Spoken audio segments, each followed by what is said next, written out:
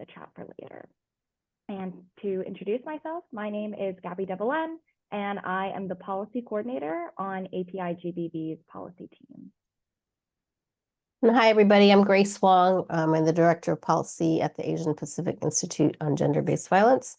And I just wanted to give a little bit of background about this topic. I feel like I do a little training on this every 4 years or so because, we know about the interest that folks have in terms of trying to get out the vote and making sure that the survivors we work with are informed about how to do it safely. And so we also, want to remind folks that are working in collaboration with other partners that are actively trying to get the vote out to acknowledge the needs of survivors to be able to safely participate, because sometimes folks don't realize that there are risks for some folks in participating in voting, and then others may not know what resources may be available. So we like to bring this out every 4 years or so. And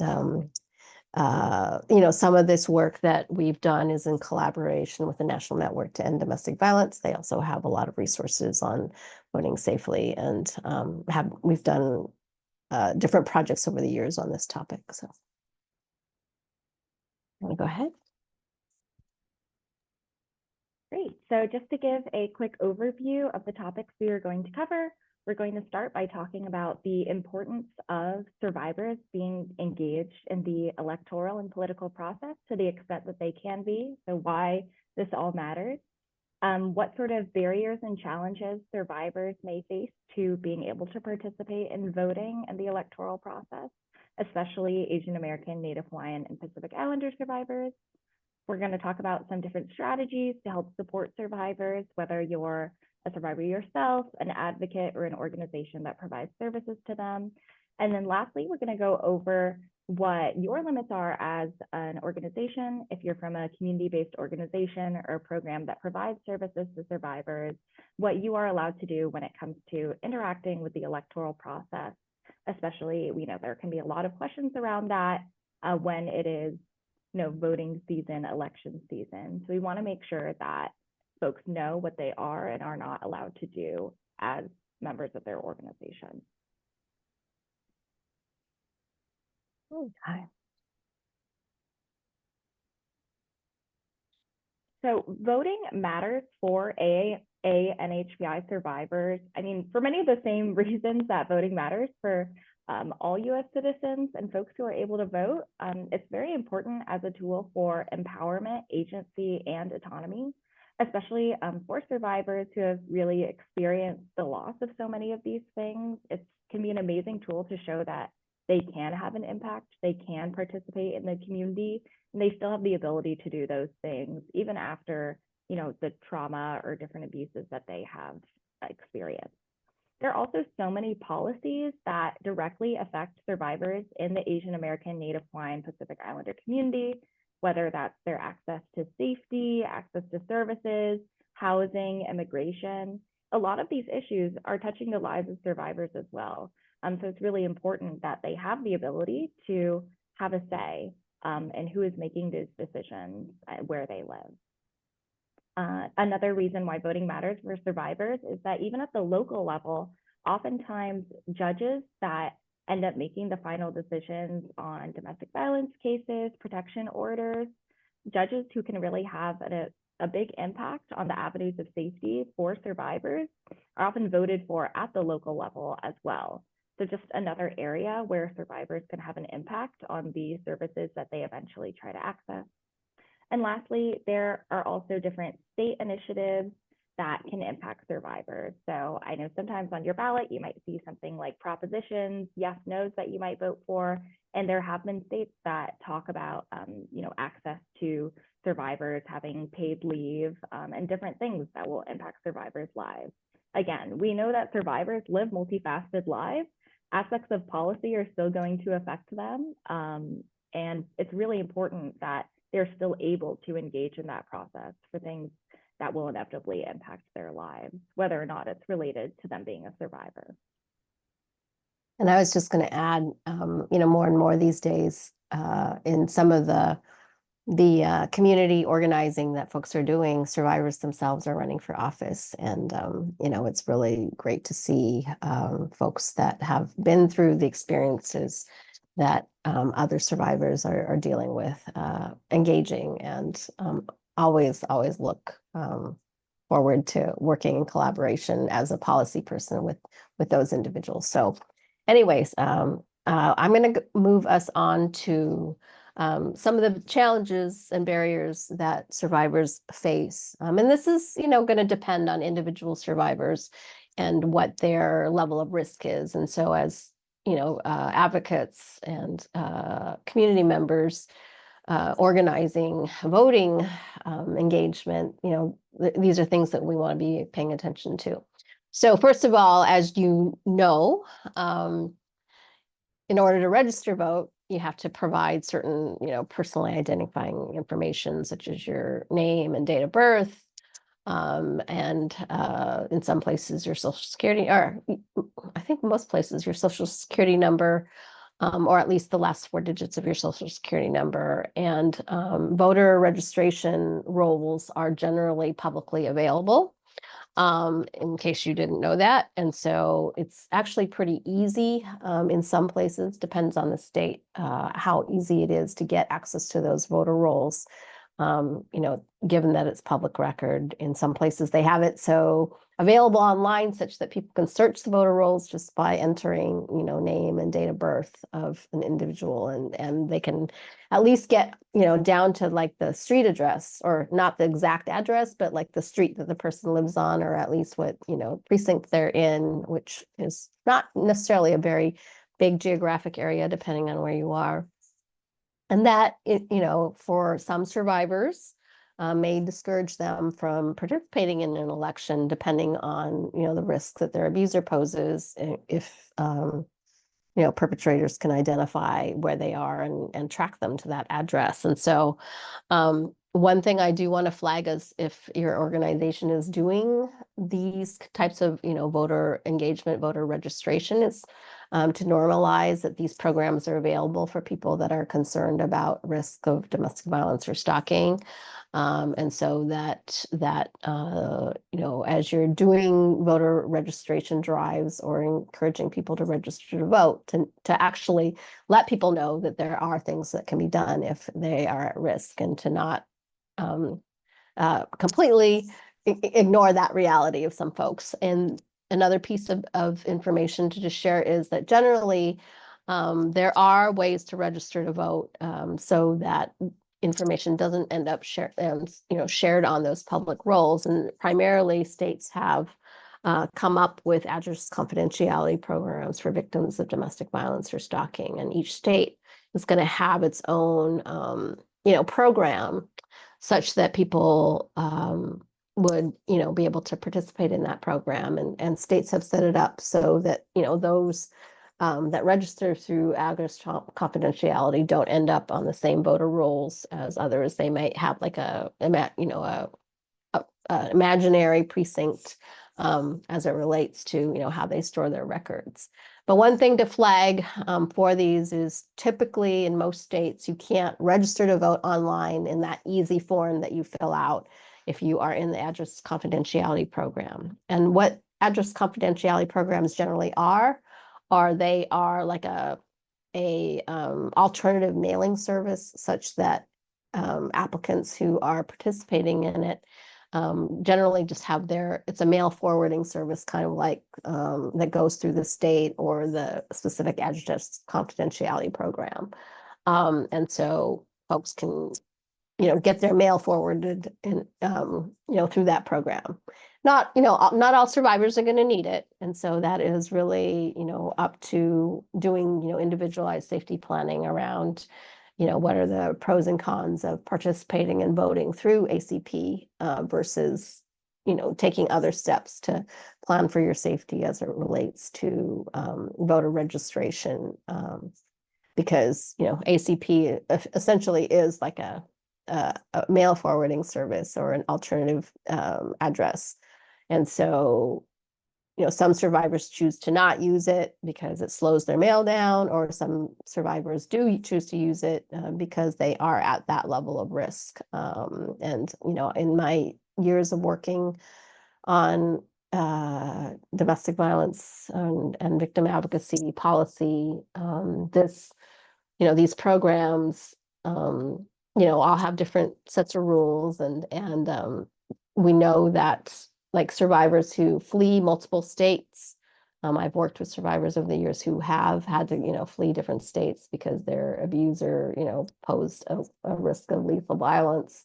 And they had changed their names, or they had gone through different processes to be able to evade their abuser. And so, these programs are there for that purpose. And it allows folks to be able to just, participate in an alternative way. The other thing I want to flag for folks is for, victims that are residing in shelter or don't have a place of, permanent address. That is something that they'd want to talk with the shelter program about, in terms of, what mailing addresses they would allow for that. I mean, generally people who live in a shelter or in a homeless program would not be allowed to use an ACP program. And so, an alternative is working with the Victim Services Organization for a residential mailing address. But the idea is, when you're registering to vote, the voter registration, the elections, your county elections officials would expect you to provide an address of a place you would be regularly found, in terms of being able to receive your mail. So, we'll have some resources, linked in our handouts as we send out the follow up to this program. Okay, next slide. So once, somebody's registered to vote, they're in there. I mean, I think there's a lot that victim services and other organizations can do to help support survivors in safety planning and preparing to vote. They may be worried, in some places where, you hear about at the polling place, that people are standing in line for hours and hours and hours to be able to vote. And so, that may provide a prime opportunity for an abuser to be there monitoring the polling place, or, either harassing them or seeking to influence their vote.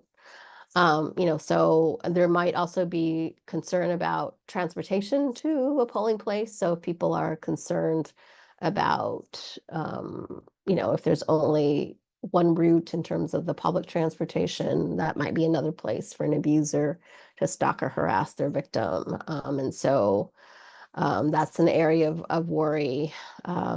Definitely the long wait times, as I mentioned. And so, some of the things that we can do to support survivors and thinking about this is whether the voting process might pose more risk for them, is to think about, doing early voting. Most states have like some kind of early voting system in which you can either, here, and I'm going to put the edit copy. I'm going to put a link in the chat in case it's useful, is to look up places that, each state's rules about early voting. But you can either register or go and do early voting in person at in some states at the location where there's voting. And a lot of states open up as far as 2 weeks ahead of time in terms of early voting. Other places require you to ask for an absentee ballot in order to be able to either vote there at the polling place, or to vote by mail. And then other states, like, I mean, the one I'm in right now, and I think other states are like this too, is everybody receives a ballot in the mail, and they can either go turn it in person or put it in the mail in response. And so, hopefully folks are not discouraged from voting in that context. And there's a lot that we can do as victim services organizations and advocates to be able to support folks in doing that. let's see what else. Next slide, I guess. Is that, another area of challenge and concern is, language access and people being able to understand what all the voter materials are, being able to participate in the process. And I think, most of us on this call, it looks like, and, as I'm looking at the list of folks on, understand what some of those concerns are. And, we have, luckily, a lot of resources and investment from some of our colleagues at the national level in terms of offering translated voter materials and getting information to them. And then many of you, I think, or many of us have partners in our communities that are supported to be able to help provide voter information and engagement as it relates to language access. And so, we encourage you, if you don't have that, to find out who those partners are in your community that are actually, working on active voter engagement with AA and HPI communities and can help provide, some of that interpretation. The other thing we can think about, and I'll talk about it more as we move along, is offering the candidates the ability to provide, engage with voters in a community forum and providing interpretation there. So there's a lot we can be doing to strengthen those partnerships and informing voters where. Yep. And then so we have a question about where to find multilingual voter education materials. And I don't know if Gabby, if you have those links that we've got easily accessible or. Yeah, so I know one great resource within our community is API Vote. They actually have a multilingual voter hotline that can help folks find a polling place, get assistance with translating, understand how to register to vote, that I can share in the chat and also in that follow-up email. But I know that they're a really great resource. They have a lot of different graphics that have been translated into multiple Asian languages. I also know that when you go to vote, at least in person, I'm not sure exactly off the top of my head how it works with like mail-in ballots, but at a polling place, you can ask for help if you need something like a translator or an interpreter. But I will share the link to that multilingual voting hotline in the chat. And I would encourage you in terms of, linking with API Vote as well, that they have partners at the state level who you would probably, want to be able to link up with. And that was who I was talking about in terms of seeing, if there are more specific to your community materials, and if they have, gone through the efforts in terms of making, some of the education about perhaps ballot initiatives or some of the information available from the campaigns. I mean, hopefully you've got folks engaged in campaigns, and I know at least at the national level, for some of the federal offices, there's a lot more effort from the campaigns themselves in offering some of their education and outreach in language, and depending on what state you're in, some of that is happening in some of the more common languages. Thank you for that link. And then am I doing this one? Okay, so the next one is, I mentioned this a little bit earlier, but Gabby will follow up on, how organizations can engage with candidates. So we get a lot of questions, especially in an election year, around election time, from organizations about what they are allowed and able to do, as oftentimes as nonprofits, 501c3s, or organizations that receive local, state, or federal funding, what they are allowed to do in terms of engaging with candidates for election, engaging with ballot initiatives, and just engaging with the electoral process in general. Oftentimes, organizations can engage with candidates at places like town hall meetings, different civic activities that your representatives or different elected officials may be having.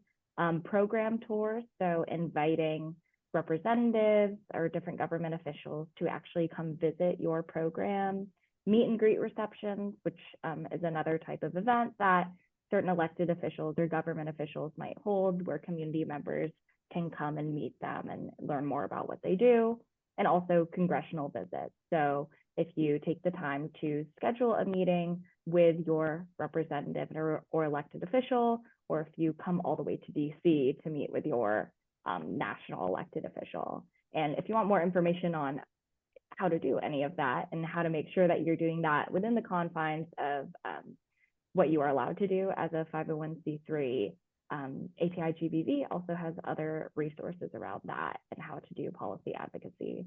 But these are just some different locations that organizations can go and engage with candidates and really provide education about the issues that they are seeing working on the ground, that you are seeing with survivors, with your clients, obviously wanting to make sure that if you are sharing any of those stories, making sure you get permission and that those stories are anonymized to protect the survivor's confidentiality. But all of these are areas where you yourself as an advocate can participate in that process and really inform your community and the people that are going to be representing your community or trying to represent your community of the issues that are facing survivors in the AANHPI community. And Grace is going to talk a little bit more about what some do's and don'ts are as for yourself as an advocate and as an organization when it comes to helping survivors register to vote and participate in elections, and also just interacting with the electoral process in general. Okay, so I mean, I think the biggest top line to remember is that nonprofit organizations cannot endorse electoral candidates, and that can be, you know, whether it's, you know, for your local city council all the way through, you know, the president of the United States. Like, you cannot, as a nonprofit organization, endorse a candidate. You can, of course, take positions on legislation, and that's a whole nother training that I'll talk about a little bit in a minute. But you know, you want to remember the difference between a person who is running for an office versus a issue or a policy that you're working on. And there are two different sets of rules around that. But in terms of you know, participating in supporting candidates or not, you cannot support or oppose particular candidates.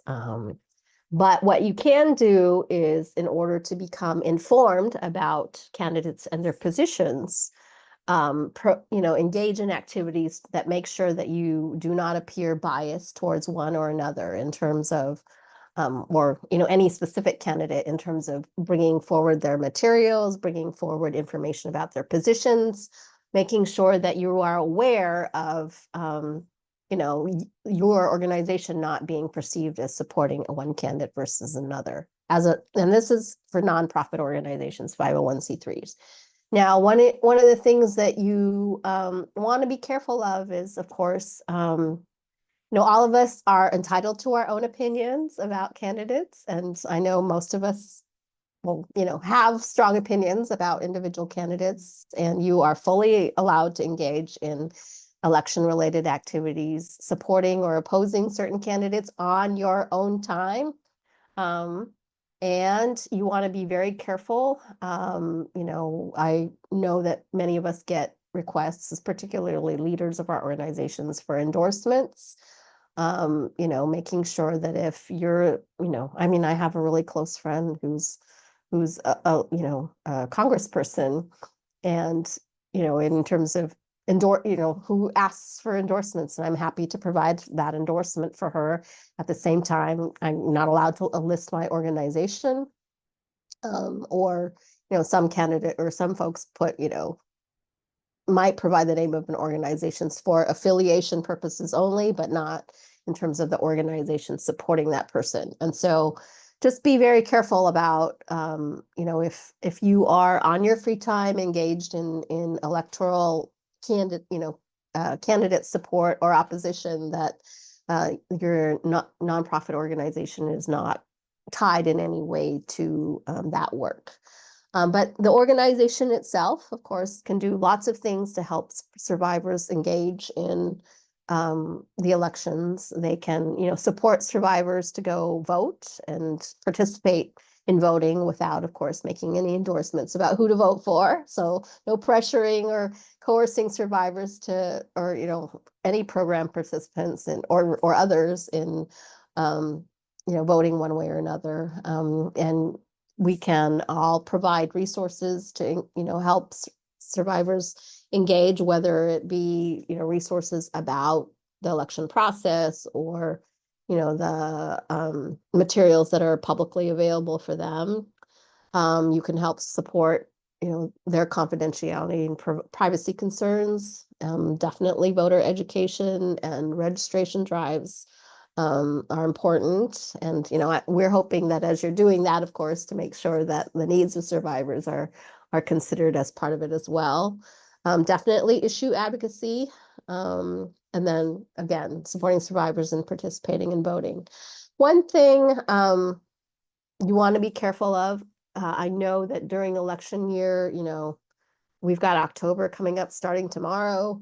Like there's all sorts of public events and, we all have galas and fundraisers and conferences that we want, often want, public officials want to come, right? And so one thing you want to be careful about in terms of inviting into, candidates to your organizations is being careful about making sure that it doesn't appear to be that it's not doesn't appear to be that you're endorsing them, right? And so in terms of, I know a lot of organizations this time of year are doing what are they called?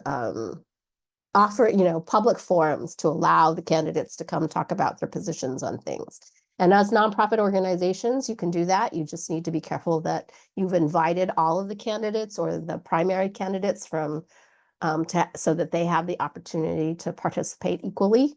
Others do voter surveys, or excuse me, issue surveys that they provide for the candidates to be able to fill out to learn their positions on things. You can do that in a way as long as it doesn't appear that you're endorsing one candidate over another.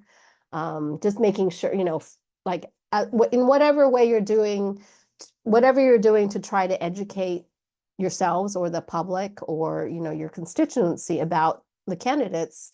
If you as a nonprofit organization are engaging with candidates, you want to make sure you're doing it in a way that is open and accessible for all the candidates running for a particular office, and so that it does not look like you're endorsing one person over another.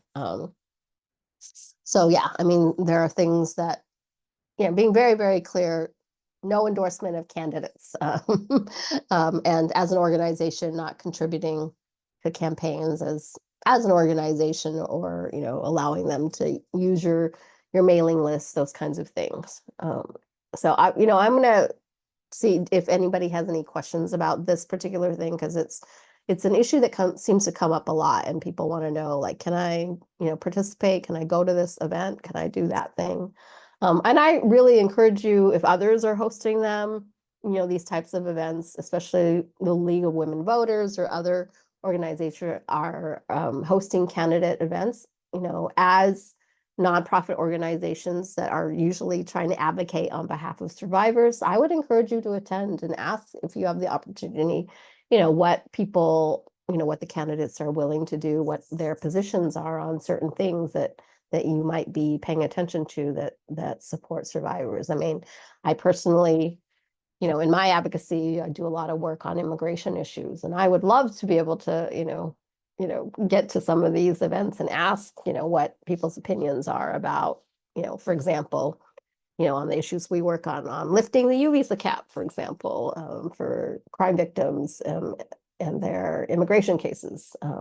I mean, I already know the position of my local representative, but in terms of, others, like, I'd encourage you to do that if you have the opportunity. Okay, next slide, please. So on that very topic of policy, and education about legislation, some of us are concerned, of course, about whether or not we're allowed to lobby. And I'm not going to do a whole training on that today. But this is an issue that does come up. And so, again, this is lobbying and working on policy is different than endorsing a candidate. And so, for those of you who are 501c3 organizations, you can do lobbying if you have funding that allows you to do that. For example, unrestricted dollars. You cannot use your federal funds, your BAWA or your FIPSA or your VOCA, or generally your state and local government funds are not allowed for lobbying either. And so in terms of that piece of it, that's something you'll want to be aware of in terms of what your organization has for resources. But it's important to know the difference of what lobbying is and isn't, because you do have the opportunity to talk to elected officials about issues and policies that are of concern to you. It's not until you are actually trying to influence a particular elected official about a piece of legislation that is moving, or a piece of legislation like the budget, or any bill that's been introduced or is being developed. And so you can always meet with elected officials or even candidates, like I said earlier, to ask them about what their opinion is, or urge them to consider the needs of survivors generally, without naming a particular bill or a piece of legislation. And you can always talk to them about what your organization does and what the needs of survivors are, and how they might need types of, whether they might need funding to support your organizations, or particular protections in the law, or if they need access to protections in employment, all of those kinds of things. You are that it's not going to necessarily reach the definition of what lobbying means. And so you are allowed to do that kind of work. You can also always talk about, making sure that existing laws that are there are better enforced. We have lots of laws, for example, that protect survivors of domestic violence. And then the question is whether or not, agencies or government is doing a good job in making sure they're implemented well. For example, like, we have laws that allow people to take time off from work. I mean, not every state has this, but most states do have, allows them to take time off of work if they need to address domestic violence or sexual assault. And then the question is, like, if they were to do that, will they actually get, laid off or suffer some kind of consequence at work? And, whether or not the law is implemented correctly is something you can certainly talk to candidates or elected officials about. And making arguments, of course, about the importance of our programs and funding for our programs and supporting them, and like something that we are always talking about at API-GBV is the importance of culturally and linguistically accessible programs that are located or that specifically work with our communities, because we understand that survivors are going to go places where it's not a traumatic experience for them to like talk to somebody, because they have to go through because they feel like they're understood, right? And that it's not only through language but also because of culture. And that's just generally something that we support at API-GBV. Now, when it gets to very specific pieces of legislation or bills, and you are asking an elected official, or you're asking others to contact their elected officials to take a position on a certain piece of legislation, such as when API-GBV asks you specifically to call your member of Congress and ask them to support, a certain bill that includes certain level of funding for culturally specific organizations within, the FIPSA or within the labor HHS budget or the Office on Violence Against Women budget, that is going to take you into, what is considered lobbying. And that is something that your federal funds are not going to, you can't bill your time for that. And you can't use federal funding for that. And so if your organization is 100% government funded, then you're going to have to be doing that kind of work on your own time and not on work time. And so, that is the source of a lot of questions that we get about whether or not organizations can participate in making those calls. And, the short answer is yes, if you have non-government funding to be able to do that. So I think that is what I have for lobbying versus issue education. And I'm wondering if anybody has questions about any of these items, because it's a really short little presentation for everybody today. Yeah, so if you have any questions, feel free to share them in the chat or using the Q&A function, or raise your hand. I know, Lacey, I see that you have your hand raised. If you have a question, I can allow you to talk if you want to ask it. Oh, okay, no worries. But yeah, I'll let folks think on questions for a bit, but just wanted to thank you all for joining today's presentation. And if you want more resources around this, or you just want to learn more about what API-GBV's policy team is doing, what sort of advocacy we're working on, and ways that you can get involved, especially at the national level, please feel free to visit our website, subscribe to our listserv, where you'll get our newsletter, where we also share out our policy alerts and different things we're working on, and to follow us on social media. And also, like I said previously, we'll be sending out a follow-up email following this presentation, including the slides and different resources that we've mentioned throughout today's presentation, including our voting advisory that has all the information we shared in a document for you to reference, and then also links to different resources created by our partners that can give you more information on different programs available to survivors in your specific state or locality.